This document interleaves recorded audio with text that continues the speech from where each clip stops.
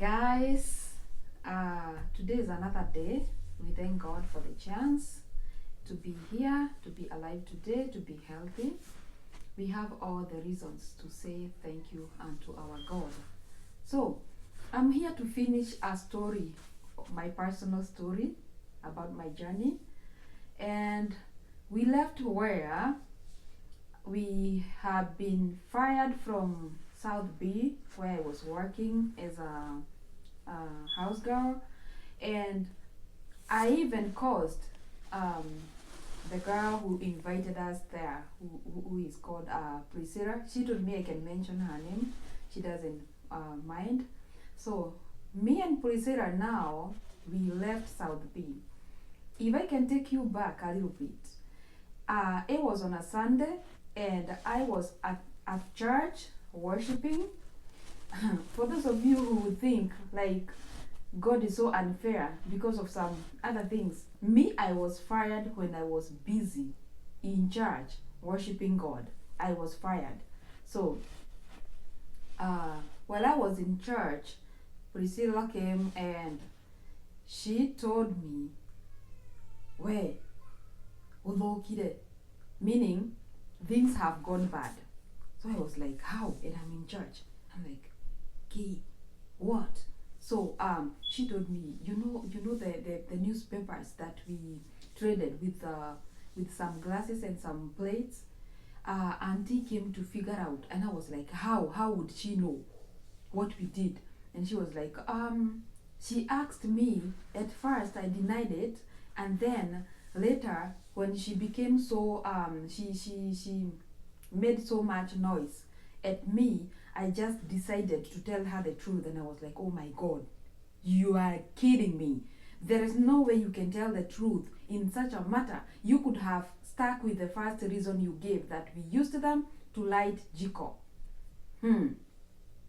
She was like, I had to say the truth. Yes, I was at church at the moment, but still, I would still insist, why would she have lied that we gave them out to someone? But still, it wasn't a valid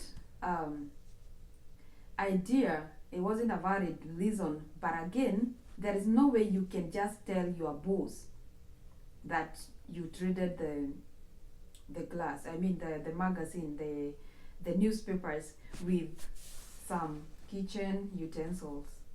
So I was like, are you sure you told her we traded them? And she was like, I told her we gave them to a Mali guy because we thought they don't use them. I was like, that's better. Okay. So here we are, stranded in Nairobi again. And on the streets of Nairobi, it happened like almost same day when I was fired from my first job in Nyeri, which made me now to make a decision to come to Nairobi with my friend Susan. So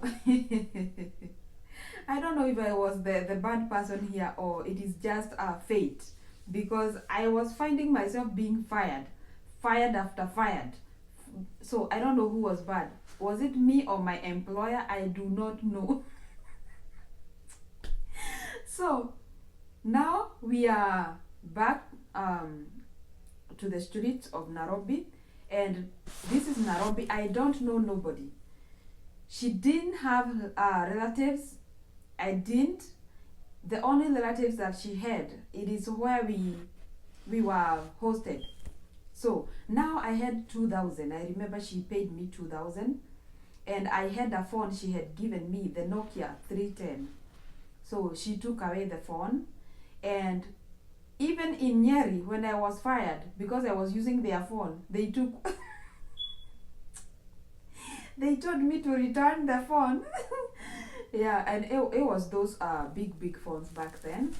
I wish I can meet up with some of them to just buy them a new phone and tell them, you know what, you people, you took your phones from me and you left me helpless, like without no communication, without nothing. So since I didn't have a phone, Priscilla had a phone. we agreed to stick together, and even though I felt like she betrayed, there is no way we could fight, and it's kind of like we are on the same side. There is no way we can be enemies, and it is only two of us to help each other in the whole of Nairobi. So on the streets we walked, and I told her, you know what, when we get to town, we're gonna go straight to Luthuri Avenue, and we buy a phone with the 2,000 that I had been paid, just 2,000. And to take you back, when I got from church and now we head home, because she told me, you know what, we are needed home right now. And I was like, okay. I didn't even wait for the church to finish, so we got back home. And when my boss saw me, she was so furious, my God. And she asked us, Esther, are you sure you can just give away my newspapers and you cannot even ask a question? And we were like, since we were using them to light Jico, and that person could they could help that person, we just decided to give to that person. We didn't say trading with anything. So she was like, that is so bad of you. It is always very wrong even for you to open the gate and just be talking with strangers, and you know that was against what we agreed. You know what, you are fired. I was like, I know, I'm fired. So she just paid me the money, the 2,000 she was paying me per month, and we left on the streets of Nairobi to Luthuri. We went there. I bought a phone that was, I think, 1,800. So I was left with 200 shillings. So it was almost getting dark. We didn't know where to go, and Priscilla had now to find out where we're gonna spend the night, because she's a little bit more she's not that much new to Nairobi like me, because I was there for only like 2 or 3 months. So she called someone, and that someone was a guy, and she asked her, where are you? And he was like, I'm just here at Githurai 45, but that guy used to stay at 44, Githurai 44, that is in Nairobi. And so Priscilla, I asked Priscilla, who is he? And she was like, it's just another guy that he used to like me. We do talk, but we don't have nowhere to go. The only choice we have is him. So who are me? Who was me?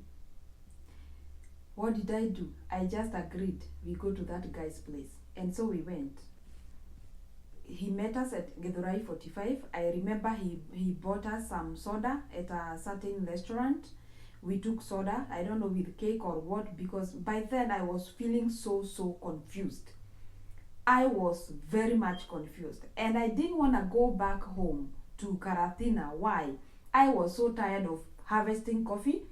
People who knows coffee back then, people born in the 80s, they know very well that coffee didn't used to pay a dime. You would harvest coffee, it is a lot of work. At the end of the year, all money was gone. Like they would tell you, all the money was gone through expenses. So I hated that job, and I didn't like also feeding the cows and stuff and digging the village work. So here I am. I have to cooperate. If I do not cooperate, then I will have to end up at the village. And that was my last option. So we went with that guy. We met him at Githurai 45. He bought us some soda and some cakes. We ate, and then we headed home to his house where he used to live at Githurai 44.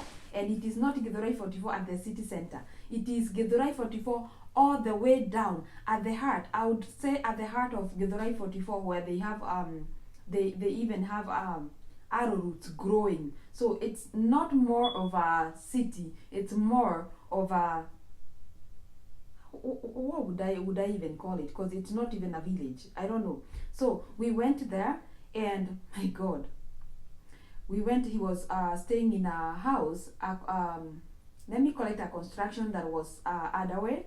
So he had a room there. The first floor was finished. but it wasn't occupied. He was the only person living there. So this is a single room, the Nairobi single rooms. So we are two ladies, and these two, they are kind of like a couple, and me, I'm again here as a refugee. So things repeated themselves. I'm here as a refugee, and I don't have a choice. So we got in, we put our bags, just some backpacks, we put them on the floor, and he was like, okay, can we go out and find something to eat, buy some githeri, and because today is Sunday, we need to go early so that we can find food. So we went, and along the way, it is not somewhere like you would walk or a car would come all the way to the house, because there are these what do I call them? There are these they are not pavements. They are not even roads. They cannot even be regarded as roads, but they are these not streets. What do I call them? Someone remind me. Okay, so when we are walking on a road this thin, and then by the side and this side there are some arrow roots and some other bushes that are floating on water. So I don't know how to call them. That word is escaping me. Just if you know it, stick it there. So we went and got the githeri, and along the way all you could hear were the insects sounding that sound at night. So we went and took githeri, and then we came back and we prepared it, and now it was time to sleep, and I am here, a refugee in a single room. What do I do? Okay, they decided they're gonna find a mattress. I don't know from where he went to get a mattress, and I'm gonna sleep on the floor, of course, right next to them. So I am on the floor and they are here sleeping. So on the floor there were these insects, digiriri, what do we call them? Not termites. So I meant to say ants. There were so many ants on the floor, and they would bite me every now and then, but I didn't have a choice. I had to persevere because it was better than spending a night outside. So in between the wall and the floor where it was, there was a crack, and that crack was where the ants were coming out, and they would really bite me. And you know how nagging they can be. So I slept there, and now they were in bed. Myself, I was on the floor, and then the night was good. I did not even care. I did not even bother to know what they were doing up there. I was just on the floor, concentrating and minding my own business. So after 3 days, this friend of mine, she got a call that she had found a job, and now I'll be here. There's no way I can stay in this house anymore, because the person who had brought me to this house now is leaving, and again I was in a big confusion. I didn't know what to do, what would be my next move or where, but whatever it was, I was so sure it ain't gonna be me going back to the village, because that will never happen, and I had opted and vowed that I'm not gonna do it because I was fed up with the village. Okay, so I had to call my friend Susan, where she was employed, and I told her, you know what, Susan, I am in a big mess, because my friend now, Priscilla, is going to where she has gotten a job, and wherever I was staying because of her. It was courtesy of her, and there's no way I can remain here, because if I remain here, I'm gonna become this man's wife. I will become this man's wife without no opposition, okay, independently. So she was like, oh my God, that's a big mess. And she was like, you know what? Let me call my sister and ask her if she can keep you in her house. So she called her sister, her elder sister, and she used to live in Githurai too. And the sister said it's okay, she can give me her number and I can go stay with her. And that is what I did. I didn't even know her. I had not seen her before, but I had to pack my bags and go there and become a refugee again. So most of my life, when I was hustling, I was becoming refugee every now and then. I have a very long story, my guys. You cannot even, I cannot even give like the whole of it. It's a whole book. So I packed my bags and it's just one bag. I didn't have a lot of clothes. I went to her sister's place, and her sister was a nice one.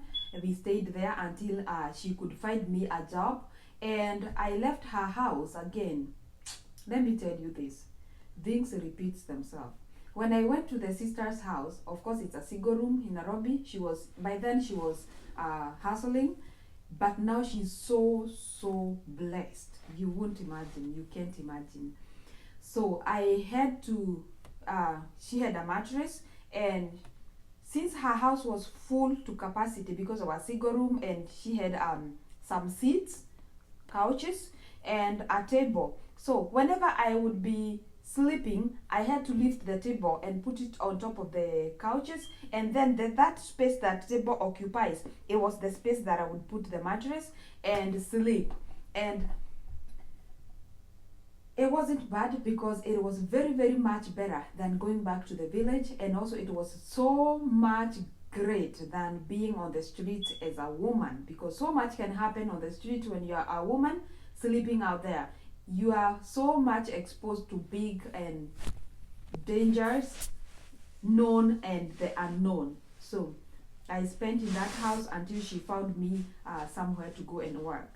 And where I got a job, it was I got a job at Juja J Kuat, around J Kuat University, and I used to work there until no, that wasn't that was the last one. The Juja one was the last one at around J Kuat, but before then I had gotten a job around her residence, the sister's residence, and I didn't even stay there. I'm the one who fired myself there. Why? Because that lady was so mean. She had a little one, and whenever we would be cooking chapati, she used to come and count them before I start cooking, so that I don't eat them. So I was like, you know what? I can allow anything else, but not such a big disrespect, as in I'm the one cooking chapo and you are still concerned how many I'll cook. You see, this is what I tell people.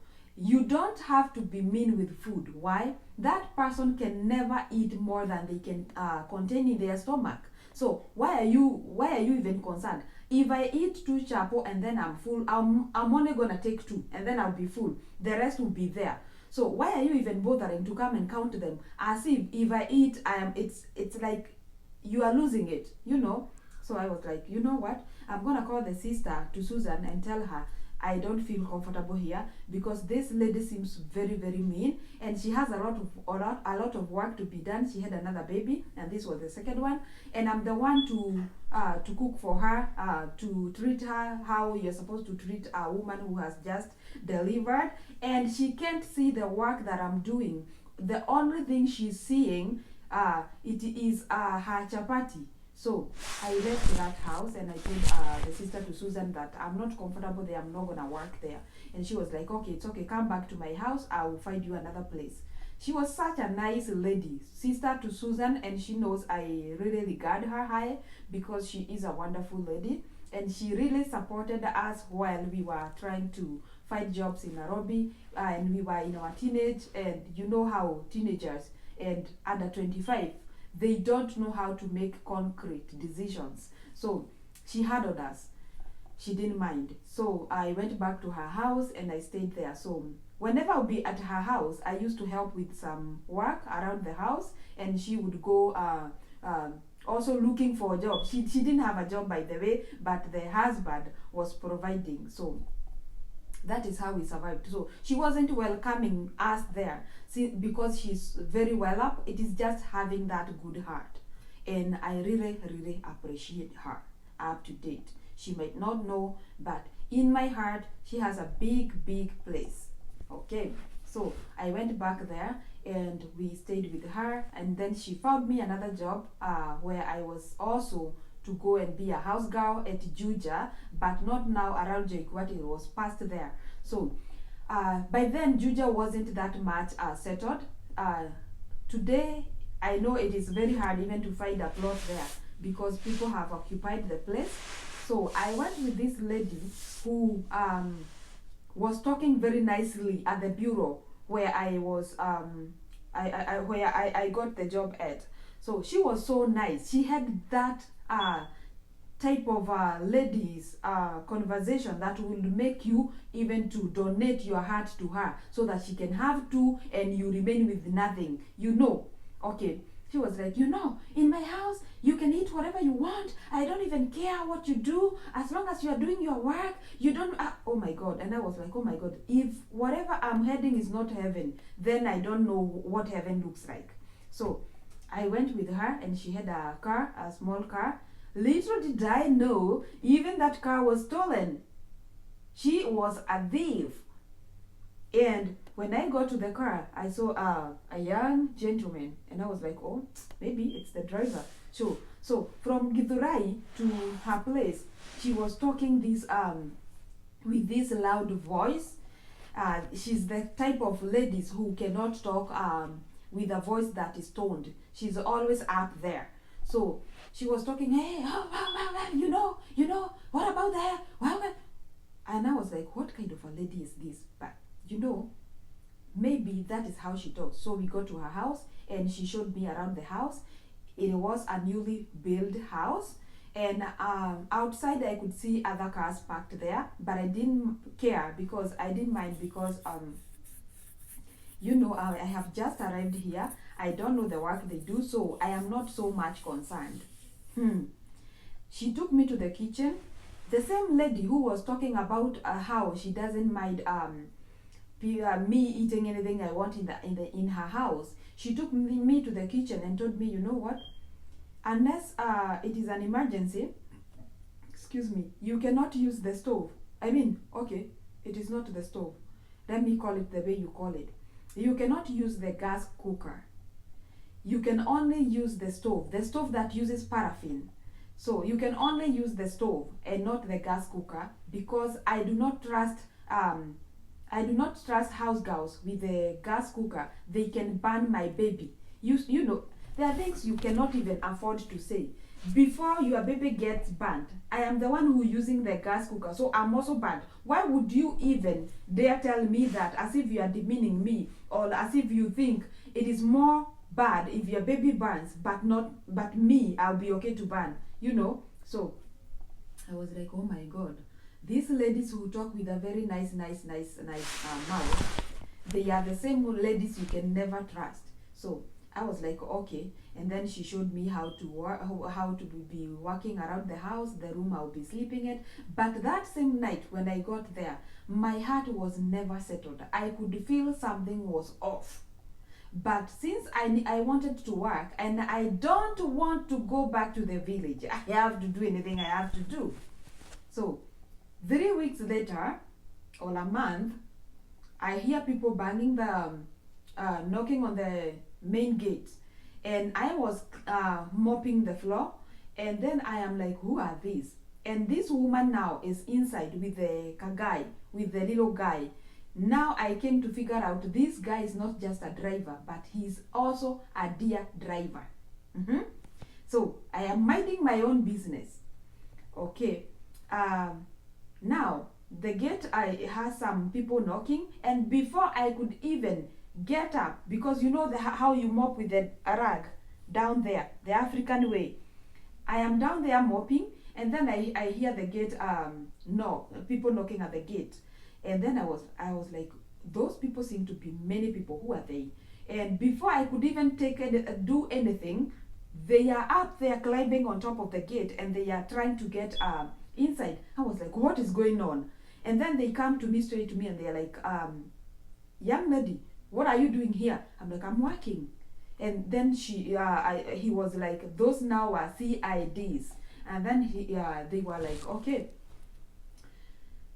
let me tell you something. This woman is not a good person, and that is why we are here. Next time, if we find you here, we're gonna take you to the police post, to the police cell. And I was like, oh my God, life could be very unfair. I'm here working, and now they are telling me there is a way I could end up in a police cell. For what? So they were like, can you show us where that rice is?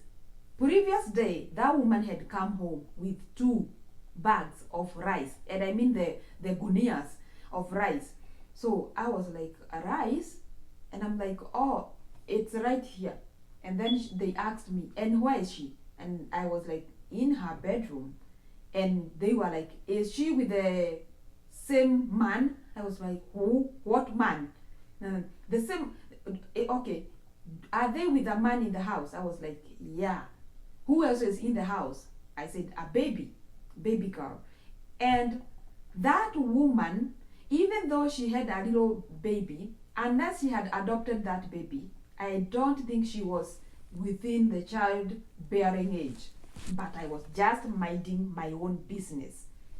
I was there to work, and that is what I was doing. So they get in, and then they go search. Search was done everywhere, and they are getting things out, and they got some money there, and then eventually they had to secure them with what do we call them? These things police use. I don't know the name. The name is escaping me. So they took them to police, and it was like on a Friday, and tomorrow Saturday, this same rice that was being asked by the police is the same rice that we are supposed to cook tomorrow Saturday, because she had a group of women coming. By then, Kamweredo was very famous, and every woman was going for it, and so it was her turn for them to come to her house. I don't know how or why they would come to her house other than the mother's house. I didn't even know nothing about her other than her, the man, and the baby. So they were coming to her house on that Saturday. So I had to wake up very early and cook for them, since now this lady was taken to cell with the man. It was just me. And at the evening, that Friday, a sister to her husband, I don't know her husband, what husband, because it is not that husband that went to the cell, came, and she was there with me, and she was coming because she was coming to help her to cook for the ladies that would be coming tomorrow on Saturday. So she comes, and then she asked me, where is so and so, and was like, I think she was carried by some police. I don't know for what. I cannot explain. There is nothing I know about it. And she was like, yeah, okay. And this woman, she will have to quit whatever she's doing. And I was like, you know what? I'm not gonna say anything, because I don't want to say anything. And then she will come from the cell, and you tell her I said this and that, and then I'll be fired again. And in fact, I'm not planning to stay here anymore, but I'm gonna stay here until she comes back because of the baby. There is no way I'm gonna leave the baby alone. So on Saturday, I woke up, I cooked the rice, pilau, and she had bought some meat, so I cooked. And it was time for the ladies, the women, to come, the group of the women to come. And they come singing, yeah, yeah, yeah, yeah, yeah, yeah, yeah, yeah, yeah, sit down, yeah, at the gate. They don't know this woman is behind the bars. So I went there, and I opened the door, I mean the gate, and they were like, why are you opening the gate? Where's the owner of the house? And I was like, she is not here at the moment, but maybe you can get in and I will explain. So by then, she could have called one of the leaders and let them know that she is not at home. But one of the ladies said, oh, she didn't call you? She called me and told me she's admitted at the hospital. And they were like, oh, okay, is that what you are just about to tell us? And I was like, yeah. So they got in and they said, you know what? Since it looks like a fishy thing, because she would have called and told us what hospital she is at, and whoever she called, she didn't disclose what hospital she is. It looks like she's just playing with our mind. And that is how they left. And a whole sufuria, a whole pot of rice, pilau, was left now with me and the baby and the in-law to eat. So, of course, it went bad and we threw it away. And it was a day for her to come home, which she did. She came home and she was so now furious. I don't know for what, or because I got to know she's not that straight person, and the businesses that she does, they are not legit businesses. So she came home and she was so noisy. She started lecturing me for nothing. I didn't even know why. I was like, oh my God, I can't believe. I stayed with your baby when you were behind the bars because of things that I don't know. I don't participate. You only pay me $2,000, and I cooked for a whole group for you because I didn't want them to come here and find nothing to eat. And then you are here lecturing me and having an attitude, a very bad attitude. And I was like, you know what? Anyways, I'm gonna quit this job. It wasn't tonight, but since she looks like she just so furious with me, I'm gonna quit it like right now. And I was like, you know what? I just want to leave right now. And she was like, you know what? You are even late. You could have left even before. And I was like, okay, there's no way I could have left your baby alone. I thought you would appreciate me staying here, and you heard the police giving me warning. Yet, I did not leave your home until you come back because of this baby. And she was like, you think if you could have left, she would have died? I was like, I know she cannot die because I do not have her heart. It's God who has her life, not me. And she was like, and you're even rude. I beg you, for God's sake, do not even try to be rude on me. I was like, you know what? We don't need this argument. All I want to do is to just leave, and then everything will be sorted. All I want is my money. If you give me my money, I will leave. And she was like, yeah. And eventually she paid me and I left. It was at night. And luckily, that day, there was a guy who had come from the village. It was her nephew. So he asked me, "Woy, are you sure you're gonna go to the stage by yourself and it is dark?" And by then I told you, Juja wasn't that much settled. It wasn't occupied. It was just one house here and the other one like 1 kilometer away. So he took me all the way to the road, and I catched a bus. And again, I went back to Susan's sister. We're gonna pick up this story from there because it is a long story, but it is very interesting. God can make you all your endeavors to turn out like not successful because he doesn't want to make you comfortable, for you not to feel comfortable there, because your dreams, they are bigger than where you are today, because what God has in store for you is so great that he cannot let you to settle there. The same thing he did with Joseph. Joseph could not have settled. He could not have let Joseph feel comfortable in his father's house. Why? Because Joseph wasn't supposed to be just any other kid, any other child. Joseph was supposed to be a king. And that is why he even made his brothers to feel jealous of him and eventually even plan to kill him, of which God wouldn't have allowed it to happen. And that is why he gave them an idea to put him in that pit, and later he will be collected by people and take him to his destiny. So that is how God works. Catch me on the next part 3 of this story, because it is quite inspiring. You won't believe what happened next. Thank you.